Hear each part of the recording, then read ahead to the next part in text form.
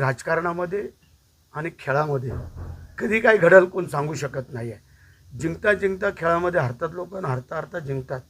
तसं राजकारणामध्ये सकाळचा माणूस दुपारी कुठं आणि दुपारचा संध्याकाळी कुठं असेल हे काय सांगू शकत नाही. आणि त्यांचं कौटुंबिक नातं आहे तसं पाहायला गेलं तर. आणि त्या अनुषंगाने कदाचित त्यांचे विचार चालू असतील पुढच्या काही भविष्यासाठी. आणि ठीक आहे, जर त्यांचं जुळत असेल तर आम्हाला कोणाला काय अडचण नाही. मराठी माणूस हिंदुत्वासाठी, देवदेवतांसाठी हे सगळं जे आम्ही करतोय ते आम्ही पण त्यातलेच आहोत ना. आम्ही कुठं बाळासाहेबांच्या विचाराच्या वेगळे आहोत. आणि म्हणून आता काही ज्या वेळेला माणसाच्या हातात सापडत नाही तेव्हा काही कारणं शोधावी लागतात. आणि ती कारणं हे काही लोक सांगत असतात मराठी माणसाच्या आणि ह्याच्या. आम्ही मराठी माणसाला काय कुठं पाकिस्तानात घालवतोय का? आम्ही मराठी माणसाला कुठं उत्तर प्रदेशात घालवतोय? नेमकं काय त्याचं उल्लेख असू द्या.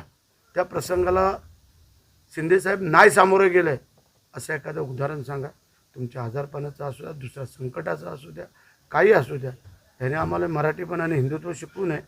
लक्ष आलं का? हे जर व्यवस्थित शिकवलं असतं ना, शिकले असते तर मला वाटतं ही अवस्था त्यांची झाली नसती. की ते हवालदिल झालेले आहेत उद्धव साहेब. कारण रोज जे काय आमच्याकडे प्रवेश होत आहेत त्यांच्याकडचे त्याच्यामुळे ते हवालदिल झालेत. आणि म्हणून कदाचित त्यांना असे शब्द सुचले असतील. तर ठीक आहे, मला वाटतंय काय एवढं फार मोठं मनावरती घ्यायला नको असं आम्हाला वाटतंय. तुम्हाला एक सांगू इच्छितो, हे स्थानिक स्वराज्याच्या संस्थेच्या निवडणुका ह्याच्यामध्ये की कधी कधी कार्यकर्त्यांना पण सांभाळावं लागतं. आता जर युतीमध्ये लढायचं असेल तर मग कोणी नाही कोणीतरी मागे पुढे सरकावत लागतं. कारण सगळेच जर एका पक्षाचे बोलले आम्हाला एवढ्या सीट पाहिजेत किंवा आम्हालाच ही सीट पाहिजे आणि एका दोन दोन सीटवरनं कदाचित पाठीपुढं होतं. पण मला असं वाटतंय मुंबई महानगरपालिका, ठाणे महानगरपालिका, कल्याण डोंबिवली महानगरपालिका, नाशिक महानगरपालिका ह्या मोठ्या ज्या काय महानगरपालिका आहेत याच्यामध्ये युती होणं क्रमप्राप्त वाटतंय आणि ते होईल असं मला. एखाद्या मंत्र्याचा जर निधी थांबवला काही कारण असतो किंवा काय तर ते मला असं वाटतंय की काही गोष्टी मी जर मंत्री आहे आणि माझ्या जर खात्यातला काही निधी जर थांबवायचा असेल तर आम्हाला पण विश्वासात घेणं गरजेचं आहे.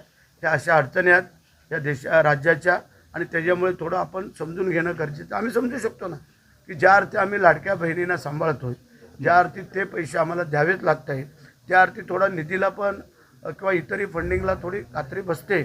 नाही बसत अशातला भाग नाही आहे. परंतु आम्ही एवढं कोणी काय बोलणं किंवा काय चालणं बरोबर नाही आहे. परंतु त्याचा पण विचार सामाजिक न्याय असेल, आदिवासी विभाग असेल, महिला बालकन्या असेल, आरोग्य असेल किंवा आणि आमचे शालेय शिक्षण हे जे काही महत्त्वाची खाती एकदम कनेक्टिव्ह आहेत त्यांचा निधी त्यांना मिळणं म्हणजे त्या खात्याला मिळणं जरुरीचं आहे असं मला वाटतं.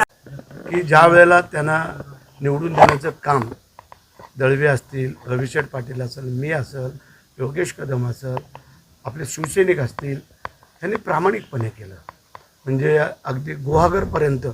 कारण जी मतं मिळाली ती काय सगळी त्यांच्या पक्षाची नव्हतीच ना. त्यामध्ये आमच्या पक्षाची होती, BJPची होती, अन्य काही आमच्या लोकांची होती. आणि त्या मतावरती महाराष्ट्रामध्ये एकच सीट आली.